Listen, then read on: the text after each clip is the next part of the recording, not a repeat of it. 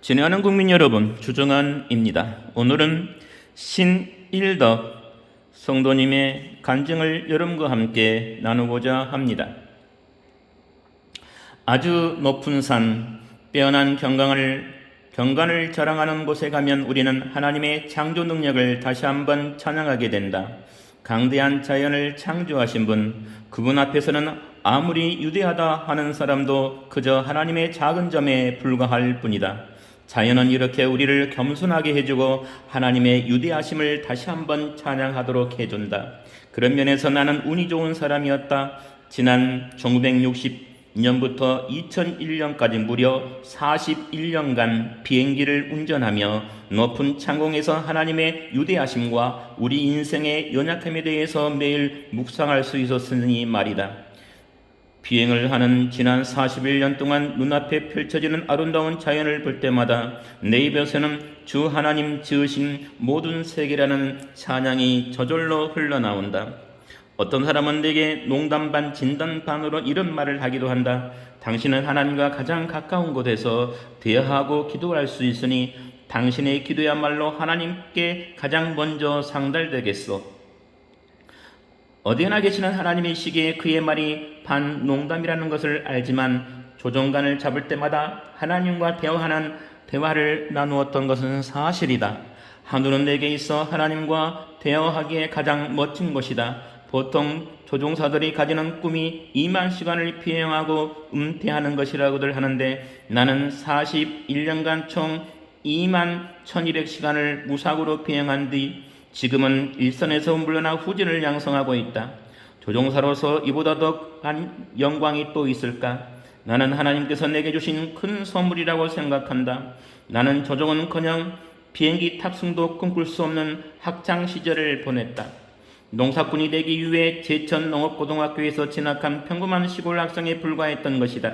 아버지는 철도 공무원이셨고 나는 나에 대한 특별한 기대나 욕심도 없으셨다. 주변을 둘러봐도 모두 나와 비슷했고 큰 야망이나 욕심을 가진 사람도 찾아보기 힘들었다. 내 인생에 특별한 사건이 생긴 것은 고등학교 2학년 때였다. 친구들과 냇가에서 수영을 하다가 소나기를 만나 교회 처마 밑에 급히 피를 피하게 되었다. 안에서 들리는 찬송 소리가 너무 좋아서 기웃거렸더니 누군가 웃음을 지으며 들어오라고 손짓하는 게 아닌가. 우물쭈물하다가 나도 모르는 새에 들어가 앉았는데 예배가 끝나자 사회자가 나를 앞으로 불러 세우더니 박수를 쳐주었다. 엄급결에 새 신자가 된 것이었다. 그런데 내가 처음 가본 교회 안은 뭔지 모르는 포근함과 따뜻함으로 가득했고 예배가 끝나고 집으로 돌아오는 내 기분은 말할 수 없이 상쾌했다. 어머니는 토속 정교와 미신을 섬기셨는데 교회를 가자니 어머니를 속일 수밖에 없었다. 교회 생활이 즐겁고 얼마나 신났는지 모른다. 나는 말씀을 읽으며 빠른 속도로 예수님에 대해서 알아나갔다. 그러던 어느 날 예수님을 위해 무언가 봉사하고픈 생각이 들었다. 나는 새벽 예배를 알리는 종치기 봉사를 자청했다.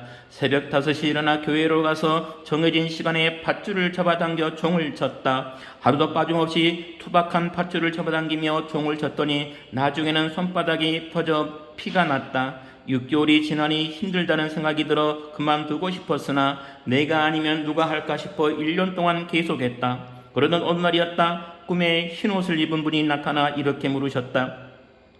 왜 너는 새벽마다 종을 치느냐? 하나님께 복받으려고 칩니다. 며칠 후 다시 비슷한 꿈을 꾸었다.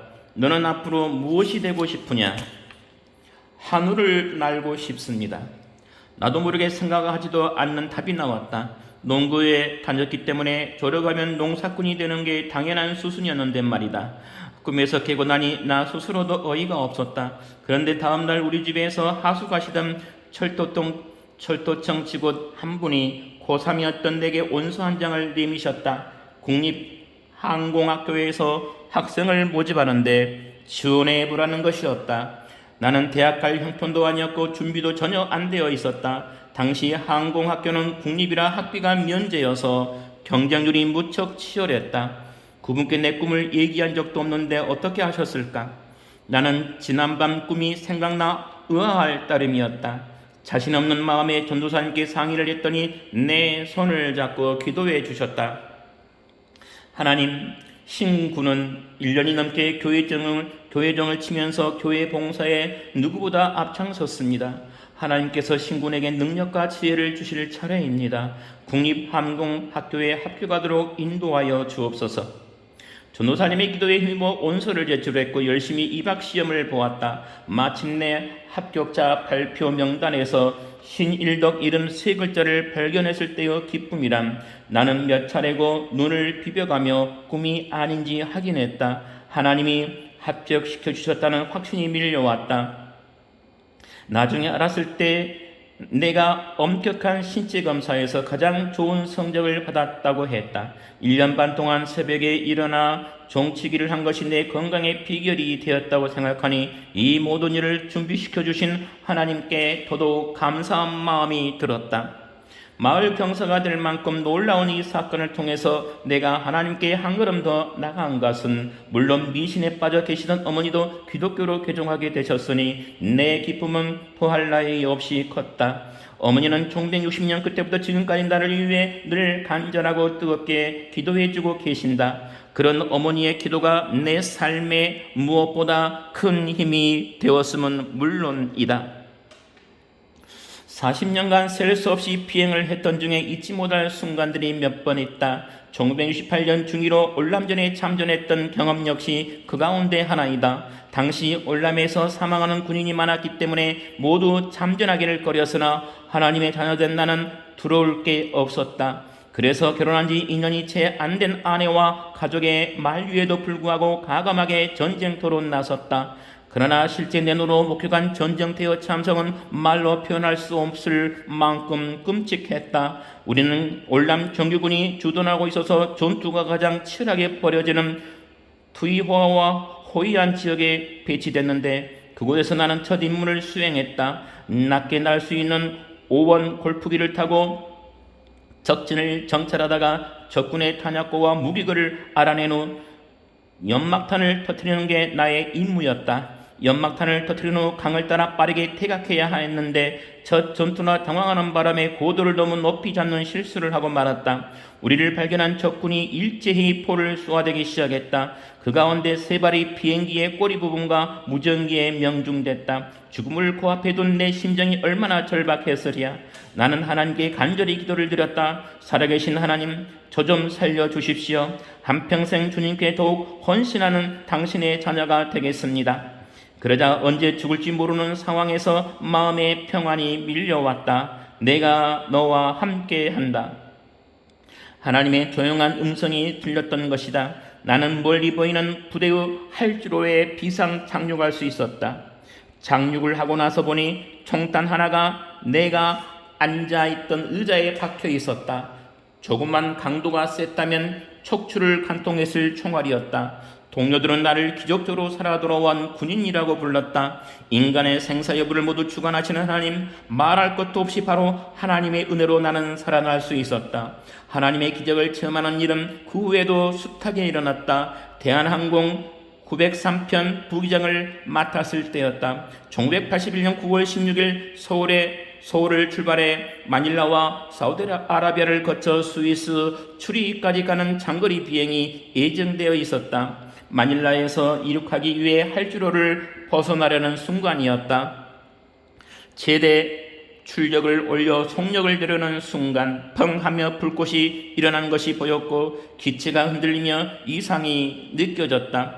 엔진에 화재가 난 것이었다. 빨리 급제동을 하든지 그냥 이륙하든지 신속한 판단을 내려야 하는 만큼 무척 아찔한 순간이었다. 그러나 두 가지 선택 모두 안전하지 않았다. 이륙하면 공중에서 엔진이 폭발할지 모를 상황이었고, 제동을 하자니 활주로 끝에 연결된 고속도로의 차량들과 부딪혀 대형 사고로 이어질 판이었다. 절망과 두려움, 자책감이 교차하는 순간 머릿속에 떠오르는 성경 말씀이 있었다. 이사야 41장 10절, 두려워 말라, 내가 너와 함께 함이니라. 놀라지 말라, 나는 내 하나님이 됨이니라. 내가 너를 굳세게 하리라. 참으로 너를 도와주리라. 참으로 나의 의로운 오른손으로 너를 붙들리라. 만감이 교차되던 짧은 순간 가족과 친구들, 교회 성도들 지나온 과거, 내 인생의 수많은 장면들이 오버랩되었다. 내 평생 그 순간만큼 하나님께 절박하게 매달려 본 적이 없는 것 같다. 하나님, 이 많은 승객들을 어떻게 합니까? 살려주소서. 위기를 넘기게 해 주옵소서. 저 역시 앞으로 주님을 위해해야 할 일이 많습니다. 궁의를 베풀어 주옵소서. 기도에 매달리고 있는데 황금색의 찬란한 빛이 기내로 들어오는 환상이 보였다. 불안하던 마음이 평화가 찾아왔다. 결국 급지동을 택하자 비행기의 속도가 줄어들면서 할주로 맨 끝자락에 정지하게 되었다. 조그만 기체가 더 밀려서도 대형 사고가 발생할 위치였으나 무사히 착륙한 것이었다. 주여 감사합니다. 하나님께서 기도를 들어주셨음을 아는 나는 끊임없이 이 말만 되풀이했다. 사건이 모두 정리된 후에 확인해보니 문제를 확인하고 기도하며 선택하기까지는 걸린 시간은 7초에 불과했다. 그 짧은 순간에 하나님을 찾게 하시고 옳게 선택을 하게 하시고 그분의 응답을 받게 하시다니 정말 놀라울 따름이었다. 그 무렵 나는 서울 목동 아파트촌에 위치한 지구촌 교회라는 조그마한 교회를 섬기고 있었다. 그곳에서 드리는 새벽 예배를 통해 성교에 대해 새롭게 눈을 뜨게 되었고 내 사명을 인식할 수 있었다. 나의 성장과 함께 지하상가에서 시작했던 교회도 점차 부흥의 불길을 타면서 세계 각 지역에 선교사들을 파송하게 되었다. 1997년 무렵 우리 교회에서 선교의 꿈을 앞당기고자 세계 선교센터 건립을 위해 기도하면서 센터 부지를 계약했다. 오직 믿음으로 추진하는 일이었기에 재정은 턱없이 부족했다. 그런데 내게 심적 부담이 생기기 시작했다. 하나님의 질책이 들리는 듯 했다. 하나님의 저는 세우지 못하고 있는데 내 육신의 장막은 2곳이나 되느냐? 당시 나는 정년 퇴직 이후에 거주하려고 대전에 아파트를 마련해 두고 있었다. 아내에게 의견을 물었을 때 아내의 대답은 나를 더욱 기쁘게 했다. 어머, 저도 꿈속에서 똑같은 말씀을 들었어요. 나는 즉시 아파트를 팔아 센터 건축 헌금에 보탰다.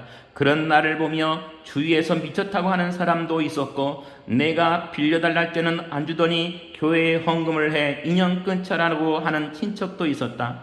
그러나 나는 하나님께 드릴 수 있는 물질이 있고 또 드리고 싶은 마음이 있다는 것이 너무나 감사했다. 내 신앙의 난치판이 되어진 지구촌 교회에서 지난 2002년 9월 2일 나는 항공 선교사로 파송을 받았다. 기장 7순위로 국내에서 첫 항공 선교사가 된 것이다. 정년을 1년 앞두고 있을 때 목사님이 내게 물으셨다. 장로님, 정년 퇴직하면 무엇을 하실 계획이신가요? 선교사가 되고 싶습니다. 그럼 항공 선교사 훈련원에 입학해서 공부를 시작해 보시죠. 훈련원이 있는 줄도 모르고 있던 나는 1999년 3월부터 항공 선교사 과정을 공부하기 시작했다. 그리고 공부를 시작한 이후 3년 만에 주님의 인도하심 가운데 영광스러운 선교사 파송을 받게 되었다. 1999년 만 60세로 비행 생활을 종료했을 때 사람들은 편히 쉴 일만 남았다고 했지만 주님은 내게 또 다른 삶을 예비하고 계셨다. 대한항공 창사의 이래 처음으로 정년 퇴임 후에도 기장을 가르치는 교관으로 재임용되어 3년이나 후진들을 더 지도했고 지금은 선교에 대한 비전을 가지고 아시아연합신학대학교에서 북한 선교학을 공부하고 있다. 기독교인으로서 하나님을 가장 기쁘게 해드릴 수 있으며 그분으로부터 인정받을 수 있는 길이 전도밖에 없다는 내 생각에는 조금도 변함이 없기 때문이다. 40년간 지구를 500바퀴나 돌며 하나님의 은혜 가운데 살아온 지난날 전도는 언제나 내 삶의 1순위였다. 1960년에 처음 비행기를 타면서 나는 하나님께 이렇게 기도드렸다. 하나님, 2006년까지 1만 명을 전도하게 해주세요. 기도가 그대로 이루어져 40년 동안 21,200시간을 비행했고 22명의 승객과 승무원들에게 복음을 증거하였다. 선교사로 파송받으며 나는 새로운 비전을 가지고 하나님 앞에 나아가고 있다. 하나님, 100만 명에게 간증하게 해 주십시오. 세상 사람들은 터무니없다고 비웃을지 모를 이 꿈을 나는 하나님께서 이어주실 줄을 믿는다. 농사꾼이 되었을 농업고 학생을 비행기 조종사로 만들어주시고 죽음을 앞둔 수많은 위험 속에서 구해주신 능력의 하나님께 능치 못할 일이 무엇이랴. 감사합니다. 주정한이었습니다.